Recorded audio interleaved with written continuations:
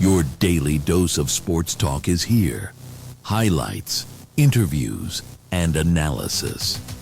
From the entertainment capital of the world, SportsWrap with Jason Page starts now. Welcome to it on this Tuesday. Good to have you all with us all across America and Canada for what will be a busy 60 minutes, as it always is. Damon Bruce swings by from Damon Bruce Plus on YouTube. Bay Area sports personality. Get his thoughts on the Niners. Conquest of the Eagles. Their chances against the Seattle Seahawks in the NFL playoffs divisional round. Also, an Indiana alum who was at the Peach Bowl. I can't wait to talk to him about Indiana and see what he has to say about that as well. So that's coming up a little later on in the show. Sam Yarnell is here, as he always is. But we start things as we always do on this Tuesday edition of the show with the big story. And the big story today is the end for the Pittsburgh Steelers. Whether it was last week against the Baltimore Ravens or whether it was going to be this week against the Houston Texans, I think anybody who watched this team over the course of 17 games in the regular season kind of knew what it was. That they were going to have to lean on their defense, that they were going to have to be able to score just enough, steal some games late, which is what they did throughout much of this season.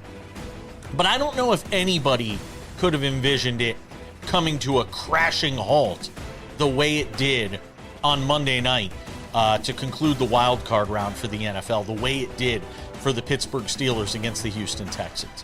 You know, in basketball, we've been watching the Lakers, who put up, good regular season numbers and, have 23 or 24 wins this year already and are a top 4, top 5 team in the West. But whenever they play younger, more athletic teams, they look really bad. And they're exposed for kind of what they are. And when they get to the postseason, at some point, they'll run up against one of those teams and likely get sent packing. That's kind of the Steelers. Whether it was going to be this week against the Texans, everything's matchup predicated when you get to the playoffs. You knew that at some point, the Pittsburgh Steelers were going to run into a team that was just going to simply run them off the road. And that was the Houston Texans. Which is why when we talked about it, Sam and I, on the show last week, I said my heart is with the Steelers because we all want to see Aaron Rodgers go on some magical run in his final season. See if he could write that final chapter that a John Elway gets to write or a Jerome Bettis gets to write or even a Kobe Bryant scoring 60 in his final game for the Lakers gets to write. Walking off the biggest stage at the highest point and being able to ride off into the sunset. No matter what you think about Aaron Rodgers, he's had a Hall of Fame career, multiple-time MVP, a Super Bowl winner. You want to see it end right if it can. And this was the worst kind of ending he could have possibly had, where he looked old, where he was constantly getting knocked on his backside, where he didn't have anybody to throw the football to. It's a sad ending in some regards, and I know sad is a relative term, and there's a lot of other things in the world, especially right now, that are a hell of a lot sadder. But from the sports standpoint, watching him walk off the stage last night with that, sort of disgruntled look on his face, that befuddled look like what just happened for the last 3 hours, that's not fun for me to watch, no matter what I think of Aaron Rodgers personally. I didn't enjoy that. Now, there's the Aaron Rodgers side of this, which, if you are a Steelers fan, hope that he wakes up out of the darkness a week or two from now, or whatever cave he goes into while doing his ayahuasca binges, and hope that he comes out and says, I'm good, I'm done, I said it was my final year, I feel strongly about that, I'm finished. And that he's not wanting to come back. And then hope that in the days ahead, and I don't think they have too many days to decide it because of the landscape of coaching free agency, hope that the Steelers step back, the Rooneys, Omar Khan, who is actually part of the problem, step back and say, you know what, Mike Tomlin, this has been a great run. Let's get in a room together, figure out a graceful exit here. And that's not because I think Tomlin is a bad head coach. I just think it's now time for the Steelers as an organization to retool this thing, rebuild this thing, tear it down to the studs, Every organization has to go through this and at some point decide, when are we going to do the tear down and proper rebuild? The Steelers haven't done it for almost a decade, and the results are obvious. 8 straight playoff losses for this organization. It's time to tear it down. And that's okay. There's nothing wrong with that. What would be wrong for this fan base, this loyal fan base, despite them booing and being disgruntled throughout parts of this season, they have a reason to be. If you watched what we watched throughout the season, and I watched enough Steelers football, you had reason to be disgruntled. But if you're this organization, say we're getting off the hamster wheel of mediocrity and we're going to tear it down. We're going to change the mindset. We're going to bring in a new head coach. Look what happens when you eventually tear yourself away from being the franchise of running the football and ground and pound, and we're going to hit you in the mouth and punch you in the teeth. And look what happened when the Bears finally got the right quarterback and the right head coach. I'm not saying you're going to get that in your first go-around or second go-around trying to do this if you're the Steelers, by the way. You're not going to get it right. You'll be very fortunate if you do get it right the first time and get your next quarterback winds up landing and he's a stud. And your next coach combined with that quarterback, it's just magical and it works. That doesn't happen. Sometimes you've got to go through 5-6 years of darkness the way that the New England Patriots did. Under a great head coach in Bill Belichick. And again, what happened when they tore off the Band-Aid? They went with Gerard Mayo. Oh, that didn't work out for a year. And Drake May kind of, stumbled through his first year. Remember, they had the Mac Jones era. They had Cam Newton for a year. And then they get the right head coach, Mike Vrabel, combined with the right quarterback. Boom. They go from, 4 wins to 13 wins, whatever it is. It can happen. But it may not happen right away. And Steeler fans, you're going to have to accept that. You're going to have to deal with that. But you have to start that process now. Otherwise, you're just prolonging the period of suck, which is what's likely about to happen for a period of time here for the Pittsburgh Steelers. And that's okay. Very few organizations are fortunate enough to go from Brett Favre to Aaron Rodgers to Jordan Love. That doesn't happen.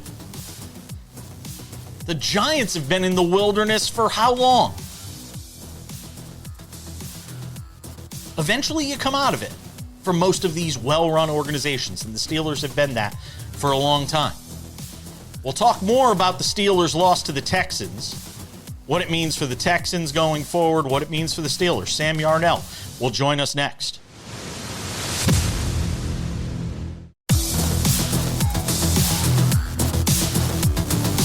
Welcome back to the show. Coming up in 10 minutes, my friend Damon Bruce, who I had a chance to talk to before we did today's show about the Niners knocking off the Philadelphia Eagles, how they'll fare against the Seahawks. He's a Bay Area sports personality, also an Indiana alum, so he has a lot to say about the Hoosiers. Looking forward to letting y'all hear what he had to say. That's coming up. All right, let's get into it. What we talked about in the big story, and that is what took place last night in Pittsburgh as the Steelers get, mauled by the Texans 30-6 in a game that felt awful similar to what we saw the night before between the Patriots and the Chargers. Sam Yarnell is here. I told you my heart was with Pittsburgh and my head was with the Texans, and this was exactly why. You knew they were just going to send the hounds all night at Aaron Rodgers. And, the Steelers offense, not surprisingly, really didn't have answers, Sam, for what this Texans defense is able to do in all layers of that defense. And at the end of the day, look, this is not a conversation of Aaron Rodgers stinks. The Texans have made a lot of good quarterbacks look bad this season. This is a conversation, though, about how far this Texans team can go with this defense, given the fact that last night C.J. Stroud turned it over 3 times. And I know Troy Aikman in the postgame was like, oh, that could be fixed easily. Well, in a big spot last night in the playoffs, he got picked off and fumbled the ball a bunch of times. I mean, I'm not so sure those things can be fixed, but defense can cover a lot of ills and a lot of ugliness, Sam, on the offensive side, and their defense did that with 2 scores last night. Yeah, all that stuff you mentioned about CJ Stroud, the multiple turnovers, the interception, all came. Also, let's not forget, Jason, against the 26th best defense in the NFL. Oh, yeah, the Texans offense looked, anemic is a gross understatement for what the Texans offense looked like last night against can't understate this, bad Pittsburgh Steelers defense. You and I saw this game very much the same. Our heart was with the Steelers because there was that, I think, growing thought in both of our heads that this could be it for Aaron Rodgers and this could be the last time we're watching a Hall of Famer grace an NFL gridiron. But at the same time, right, our head was telling us that the Texans were going to win this game, Jason. And I think it's because of something that we talked about on the show all season long. And quite frankly, I was very staunch in my preseason beliefs.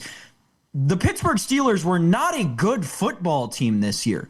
They weren't. It's as simple as that. They won the AFC North games that you expect them to win every year. They split almost down the middle with all of their divisional opponents, including a senseless loss to a Browns team trying to lose games at that point in the season. They really never were that good, the Pittsburgh Steelers this season. They were relying on guys like Adam Thielen coming in their 40s to catch multiple passes in a playoff game. You had your one serviceable wide receiver get suspended for more than 12% of the entire season. This team was a colossal disaster from the moment they were bringing in veterans willy-nilly to try and patchwork a defense that ended up being a top 7 worst in the league defense. This was...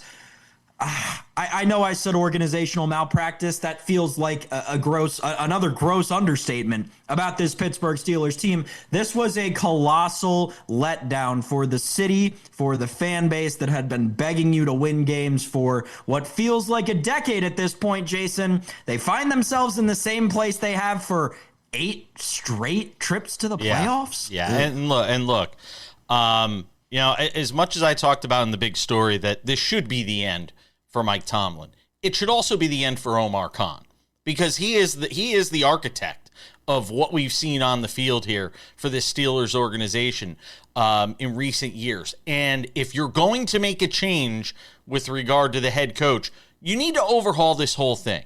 You need to get off the treadmill, the hamster wheel of mediocrity that the Pittsburgh Steelers have been on again, 8 straight playoff losses for this team. And it's not to say I don't think Mike Tomlin's a bad coach. I actually think if he and John Harbaugh were in the same free agent coaching pool, I'd rather have Tomlin than Harbaugh. I think Tomlin's the more valued candidate in that spot than Harbaugh is. First of all, he's got more Super Bowls. Secondly, he's a better head coach and has done more with less consistently. But I think there needs to be an overhaul from top to bottom as it relates to this organization. I hope that Aaron Rodgers retires, Sam. Not because I don't think he can't play anymore, but because I think one more year of this is just extending out how long it's going to take to do this rebuild. I talk about the Golden State Warriors as the example all the time of what happens when you drag out a rebuild. Don't drag this out. Let's just tear off the Band-Aid in Pittsburgh. You've had all these trips to the playoffs. You've won division titles. You've got your Super Bowls. There's going to be a transition period. These things happen. The Patriots went through 6 years in the wilderness. Now look at where they are. You can rebuild it fairly quickly, but you have to be committed to that rebuild. That means Aaron Rodgers, bye-bye, enjoy retirement, whatever cave you want to go sit in. And Mike Tomlin, good luck finding a job somewhere else. Somebody's going to want to hire you. Go on your merry way. Here's my thing about Aaron Rodgers. I completely agree with you. He needs to retire. However, I disagree with you. I think that he can't play in the NFL anymore. I think that I watched Mac Jones start multiple weeks in the NFL this season, and he was much better than Aaron Rodgers was, right? To me, it feels like Aaron Rodgers, the entire situation around him and whether or not he comes back at this point, it's very simple. he needs to make the choice not to come back for the sake of the sport and for the sake of the fans. If he chooses to come back at this point, he's only doing it for himself so he can have his own stupid little retirement tour. If he cares about football at all, he'll realize that there are about a dozen quarterbacks who can perform as a starter better than him, and he'll let the fans enjoy better football next season. I think there's a dozen quarterbacks in the league that can play better than him, but do I think he's still good enough to be a starter in the league? I do. I think he's actually still good enough to be a starter, Sam. I don't think the problem is I don't think he makes sense with this team because he's at the stage of his career with while he's still got the arm strength and can do all that. I think the problem is there wasn't a good enough complement of players around him. You just talked about all the problems this roster had. That's part of the problem. Yes, he liked the culture and he likes Mike Tomlin, and it's not the dysfunctional Jets. It's a different kind of dysfunction, though.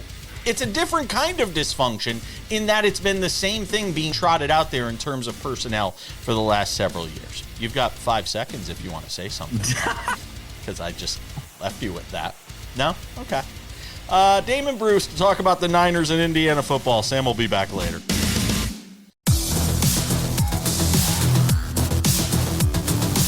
Welcome back to the show. I promised Damon Bruce, and a Damon Bruce I shall deliver. The host of Damon Bruce Plus over on YouTube. Check him out there. Growing that thing fast, man. I'm trying to keep up with you. I'm running behind you all the time. Well, I appreciate it. Getting caught in your wake. I've gotten very, very lucky. I've gotten some unbelievable fans who followed me and support, and I guess I've done 1 or 2 good videos because we've officially gone over 50,000 subs, which means, well, I'm still like 50,000 away from having anything to brag about, but it's a great start. It really is. Do you get a plaque yet? Do you get one of those YouTube plaques yet? I think that kicks in at 6 figures. I'm still a long way from a plaque, but I'm not much of a plaque guy. I would like the nice big audience that I used to enjoy. So it's coming back. It feels good, man. And it's great to join you and your nice big audience. How are you? I'm doing well. I cannot complain. Staying busy. And you've been busy, as we've got to talk about here. I mean, we've got the 49ers, which I want to get into. And coming up in the next segment, we'll talk about Indiana, because you are like Indiana fan number 1, which I learned when I was working out in the Bay Area with you. So Damon Bruce, based in the Bay Area. Let's talk about the Niners first. The shocker today. George Kittle goes down in the second quarter. You're just feeling like they're just kind of hanging on. When it's 13-10 at the half, I'm sitting there going, this game is this close. And I even tweeted it out or posted on X. I said, if you let them hang around, they're one big play away. And literally the next moment, Juwan Jennings is throwing a ball to Christian McCaffrey to give the Niners the lead, Damon. Give me some thought here on what's sort of going through your mind as you're watching this game today. So I said, or on Sunday, the number one thing that cannot happen. You want to start over? No, it's okay. Go ahead. I can do an edit. I can do an edit. It's fine. I'm good. Okay. I'm good. Go ahead. So I said the number one thing that cannot happen is any other injury occur. George Kittle pops his Achilles. I said the other thing that cannot happen is the 49ers to just run Christian McCaffrey into the back of its own offensive line with very little to show for it. That was happening all game long. I thought Kyle needed to be in his bag, and he was anything but that after that opening drive. I thought it was a pathetic 2-minute drill with burnt timeouts and just bad play at the end of that first half. So, yeah, they were lucky to be in a one-possession game, but just the juju was not there on their side. And then, like you said, the play that Kyle had written on the back of a napkin in his high school year and lost in a desk and found this week and said, I'm going to run this should we get into trouble, that popped.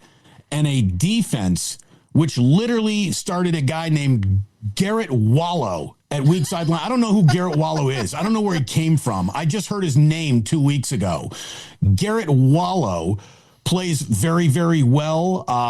Curtis Robinson, Eric Kendricks. This is not Patrick Willis. This is not Fred Warner. This is not Nick Bosa. These are guys that are practice squad guys, basically. It's like the scene in Major League where you're like, who are these guys? Who are these guys? And it comes out of absolutely nowhere. An incredible play, balled their fist, threw it at the Eagles. And I don't ever want to hear the discussion like, well, Jalen Hurts has a Super Bowl, therefore he's a better quarterback than Brock Purdy. No, he isn't. One of the single best players the 49ers had in the game was A.J. Brown, who actively helped the 49ers win that game with all of his drops. He is a donkey for being a hell of a receiver. That guy's a donkey, and his attitude's terrible, and that guy helped the 49ers into the win column big time. He was one of their best defenders because he defended himself. He couldn't catch a cold on his home field. And the 49ers, it feels like they've been getting away with football murder for quite some time, and the killing spree will continue, and they're going to Seattle. And at this point, why not? I mean, I know that Seattle just waxed them in week 18. They did. But why not? You know, weird things happen when you play a division rival, and I'm expecting a weird game that the 49ers somehow come out on the top of. I mean, it's ridiculous. This should have ended a long time ago, and it hasn't. So why should it? The key to that game against Seattle, not to look too far ahead, because literally this game just happened on Sunday, but the key to that game is keep it close and see if Sam Darnold throws up all over himself, which is absolutely a possibility of happening. You know, and Brock Purdy didn't even play great in this game on Sunday. He threw 2 interceptions. You know, it wasn't like he played the best football of his life. I still can't believe they won this game, and it speaks to the Eagles and the dysfunction there for them to be able to win that game on the road. You know, and look, I've said it. I said it earlier in the season when we talked, I kind of half-kiddingly asked you if Mac Jones would wind up being the starter for this team for the year, and you laughed me almost off my own show, which you should. And, you know, Kyle Shanahan, this is his best coach. This is his, this is his Mona Lisa. I mean, this is the best job, as far as I'm concerned, that the guy's ever done. It's an amazing job if you want to look at it from 35,000 feet and just look at the entire season. If you just want to zoom in on the wild card win over Philadelphia, I think that's the playoff win he needs to be most proud of, because I don't think any odds were as tipped against him as they were in this. And obviously, you know, they didn't punch their ticket to the Super Bowl. It's just the first step in a playoff run. But again, a playoff run that should have never been running. Yeah. The Niners season was supposed to end when Fred Warner went down.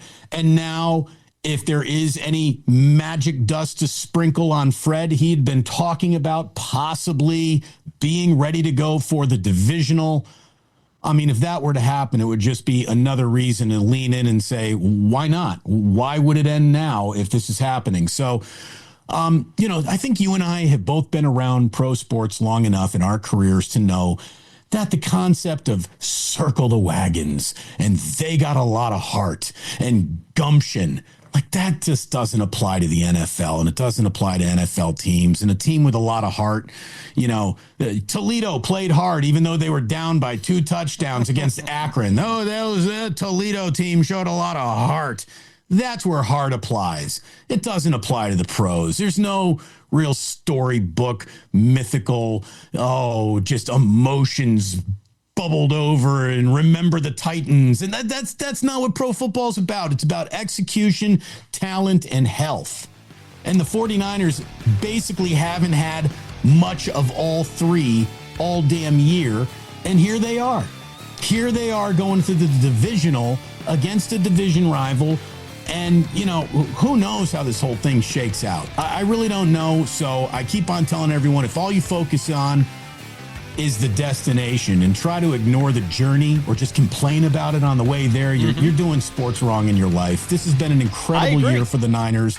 I don't care how much further it goes. This has been an incredible year for the Niners, all things considered. I agree. And they're 7.5-point underdogs, by the way, in that game against the Seahawks. We got more with Damon Bruce. We'll talk Indiana football next.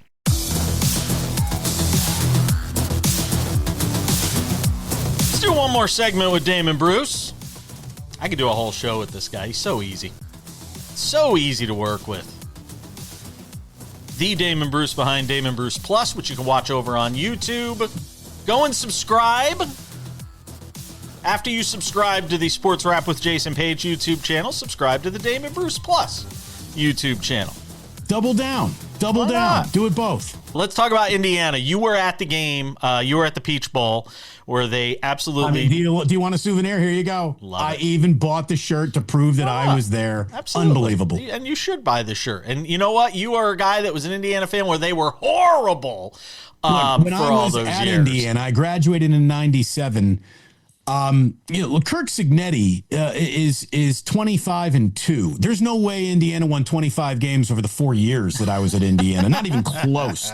Not even close. This is Paige. I'm not trying to be a prisoner of the moment, and I'm not trying to be biased about sports analysis when I say things like this. When Indiana wins the national championship, no, don't do that. in Miami, it will finish the single greatest sports story in the history of telling stories about sports. And I say with confidence, dude, I am not going to be shy about bragging what my own eyes are telling me about. I think Carson Beck isn't accurate at all. I think Indiana's going to take advantage of him. Miami has size and speed and talent. The Hoosiers are a football team that just deals with that. Everywhere they go, every game they play, they just beat Alabama and Oregon by like 60-something points combined. It's insane. You're kind of answering the question that I was actually going to ask before I asked it, which is for a team that's been the underdog for so long, now they're in the prohibitive favorite sort of category. I was reluctant. I was reluctant to say anything. I'm not a cocky Indiana football fan. How could you be? I think it's cocky to say that this is going to happen. One is an undefeated 1 seed that has literally written the standard of college football excellence for the entire season, is doing things that only Yale and Princeton teams did in the 1800s in terms of outscoring opponents when only 2 schools played football, really. And there's no reason to be hat in hand humble about a team that is steamrolling blue blood powerhouses all of sports the time. can make you humble, though, Damon. I mean, we've seen it happen. This stuff happens. And stuff does happen. Stuff does happen. There's something to be I think said stuff for already has Miami. happened in Miami. Here's They're my going into that argument. game banged up. I just think Indiana has an on paper advantage that is just, it's undeniable. Here's my argument for Miami, though. Some teams come together late. And this team feels like, with everything that took place, everybody saying they don't belong, Notre Dame belongs in before you, Texas belongs in before you. With all of that, I think there's something special going on with that team. Now, look, on paper, I agree with you. Indiana should win this game handedly. They're 8.5-point favorites over on FanDuel. If you want to go check that out. Not that you can in California, because California sucks when it comes to sports betting. But that's another topic for another time. I mean, look, they should win, but you just put a little pressure on them. They haven't had a lot of that. When was the last game? When was the last game? Or be Penn cocky State? about Indiana, anything. It's nuts. But I just saw it. And I just saw a skinning alive of. Here's the thing. I thought the national championship game was the Peach Bowl. I thought if Oregon came out of that, they were going to be the national champions. I think the Big Ten's been the best conference all year. I'm not here to crap on the ACC. Miami, its story, its history. They do have a home game, but I'm going to tell you right now that I just saw a 350-1 ratio of Indiana to Oregon fans in a building. And if Miami thinks that they are going to price out Hoosiers fans, they got another thing coming. When the Golden State Warriors were at the dawn of their dynasty, all the way back at Oracle Arena in Oakland, that was the loudest building I've ever been in. And what made it the loudest building wasn't that the Warriors have the greatest fans in the world or that was the best team to root for or anything like that. It was pure starvation. Pure starvation. Mm-hmm. And then they moved to Chase Center. They've hung their banners, the dynasty. And it's not as loud as it used to be in here. Hungry people do not make the same noise, or well-fed people do not make the noise that hungry people make. Yeah. In the history of sports, there's never been a hungrier fan base than Indiana. We've had 2 good seasons out of 130, and they're the last 2 that you've just seen, basically. Yeah. It is a moment in time that feels like the cosmos is going to deliver. It really does. And if you don't believe in the cosmos, you better damn well believe in Signetti. He is the most no-nonsense, not here to fool around, culture guy I have ever seen covering sport. And if I had gone to Purdue, thank God I didn't, I would feel that way about this. This is a remarkable story. It is. You know, I think there's only one comparison point in the history of college sports, and that is what Snyder did at K-State. But he just took a bad team and made them respectable. Right. They were never number one for a single week, I don't think, of his entire coaching career. They were never, look, if Indiana goes one more win, they're the first 16-0 team in the history of college football. They will have overcome more opponents than anyone that has ever played the sport. And if the price of entry into that level of history was suffering for 129, 30 years, I guess it will have been worth it. Because this is an extraordinary moment in time for a football team that doesn't seem to have a flaw that I've picked up on yet. Kind of like another team in that part of the country when the Cubs won the World Series. That's that Wrigley Field sound. I know you're going to be at the game. I'm going to have to get you on afterwards, win or lose. Promise you're coming on, win or lose, when you get back. Promise. All right. Damon Bruce Plus over on YouTube. Thank you, my friend. Enjoy the game. Good to see you, Paige.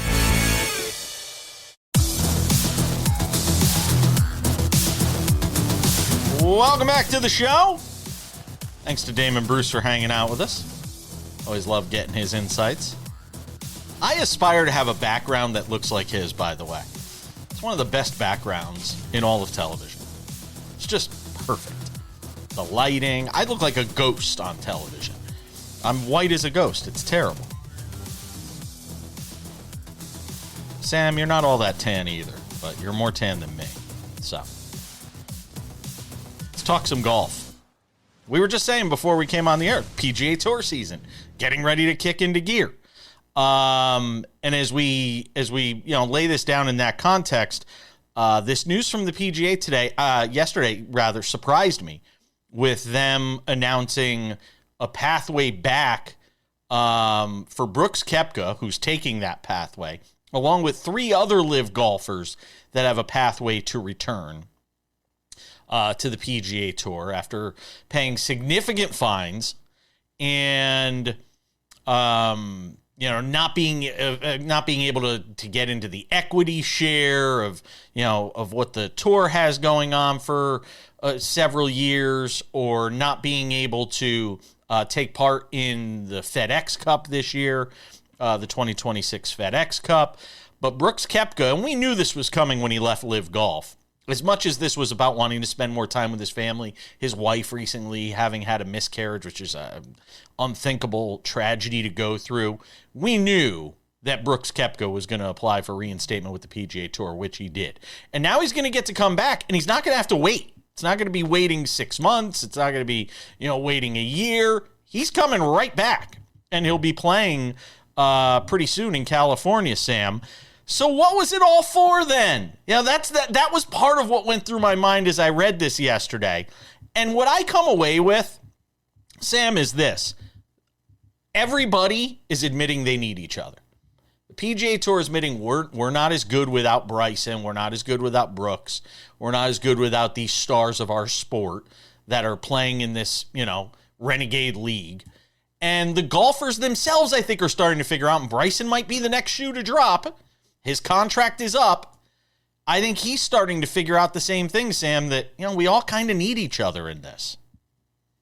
Yeah, it's funny, Jason, because when you and I first started doing a different iteration of this show, when you and I were on radio all across the country, it was when this first thing started, when Brooks had just left for LIV. I think a couple of months before you and I started doing shows together, and kind of watching the entire dichotomy over these last couple of years and talking about it with you through the lens of multiple tours has been very interesting. But the entire time, there was always that underlying sense of, Yeah, but each one is kind of half-baked without the other. So it feels like the thick skulls at the top of the command chain for all of this finally got that through their head, and they realized, hey, Brooks Koepka's contract with LIV is coming up. We're going to have an opportunity here to jump back in, and they did what is best for golf, right? Golf is better with guys like Brooks Koepka in it. And, rumors are Jon Rahm very shortly around the corner to join this returning members program, right? It'll be interesting. Now, what I'm very curious to see with relation to the sport and the field of competition and how it will develop over the course of the next, I would assume 12 months is how long it's going to take to finally flush all of this out. But what happens to the lower level guys, right? The guys who were scraping the bottom of the barrel on the PGA Tour, who jumped to LIV just to make that money, right? Your Joaquin Niemans of the world, right? Joaquin Niemann may be a bad example. He's got a couple of wins on the LIV Tour, right? And a top 10 finish in a major. But that said, right, we're talking about Brooks Koepka, 5-time major winner, Jon Rahm, 2-time major winner. I don't know what this returning members program looks like when we're talking about guys who don't regularly compete in top 10s in majors, aren't always playing on Sunday at Augusta. That's where this becomes a little gray to me, Jason. Yep. And I feel like there is still a little bit of danger for the golfers and the sport laced into that a little bit. Brooks Koepka will make his debut at the Farmers Insurance Open. The way this whole thing works is this one-time and this is where it also gets tricky. This is a one-time returning member program that the PGA Tour board put together and they approved and had player insight on and all of that. It only applies to players who have won a major or the Players' Championship since 2022. Now, why is that interesting, Sam? Because you know who hasn't done any of that? The founding father of LIV. Yep. And I'm not talking about Greg Norman. I'm talking about Phil Mickelson. Yep. Phil Mickelson left out in the cold. The PGA Tour is making it very clear. Phil, you are not welcome back. Do not pass go. Do not collect $200. You're not coming back. The penalty is a $5 million contribution to a charity that the tour will help decide. And again, no access to FedEx Cup bonus money in 26. No sponsor exemptions to the $20 million signature events. And no equity grants in the PGA Tour for the next 5 years.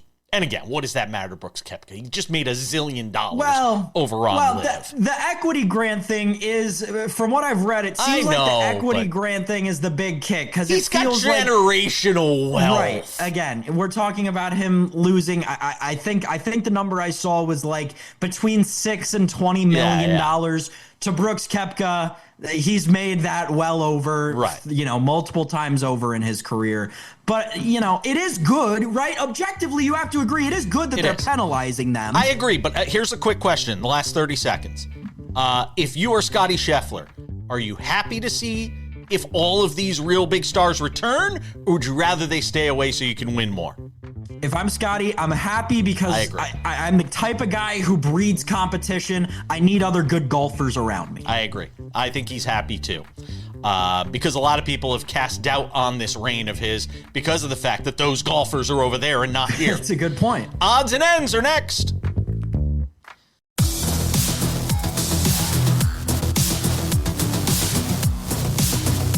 I don't think it's beyond debate. I just think I'm right, Sam. That's all.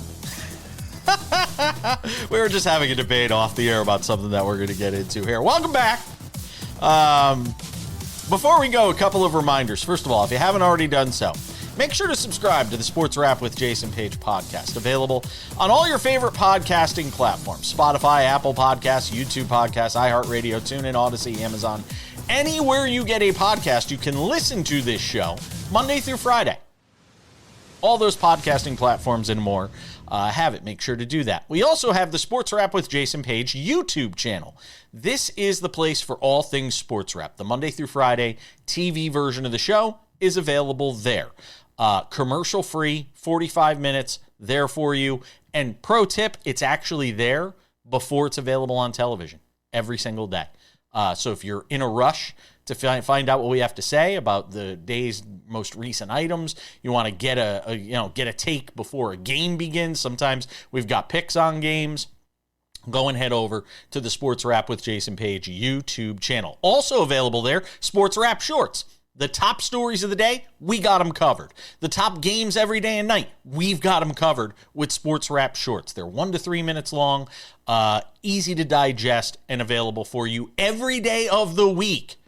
I just sit at this desk. I don't go anywhere. I don't do anything, even though I live in the entertainment capital of the world. All I do is sit here and just cut Sports Wrap Shorts. Sports Wrap Shorts also available on our TikTok, Sports Wrap Jason Page, and on our Instagram, you guessed it, Sports Wrap Jason Page. And without any further delay on this Tuesday edition of the show, time for some odds and ends. Odds and ends, Sam Yarnell. Change is coming to NASCAR. Kinda. What was once old is new again. I guess this whole playoff thing, the way they had it structured, wasn't working. The chase is back, Sam Yarnell. They will have a series of races to end the season. There is no cut anymore after, every 2 or 3 races. That's not the way NASCAR is going to do it anymore.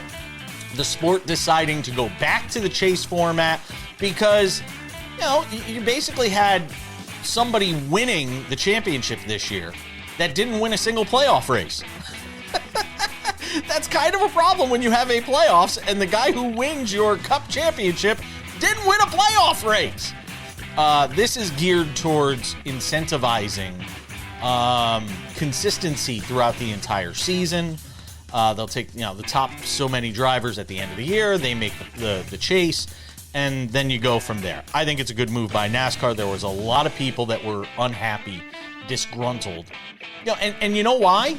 Because a guy like Shane Van Gisbergen, who's a one-trick pony, who only could win road races, is in the playoffs when he really has no right being in the playoffs because he has no chance to win once he gets to the playoffs. It was kind of silly. It was kind of like, sorry to say this, Sam, it's kind of like James Madison being in the college football playoff. Yeah, they got in because they were the G5 team or one of the 2 G5 teams, but they didn't. You knew they weren't going to win. It was Shane Van Gisbergen was Tulane this year in the Cup playoffs. There you go. You used the right example there at the end because James Madison, a team that covered the spread, certainly was not.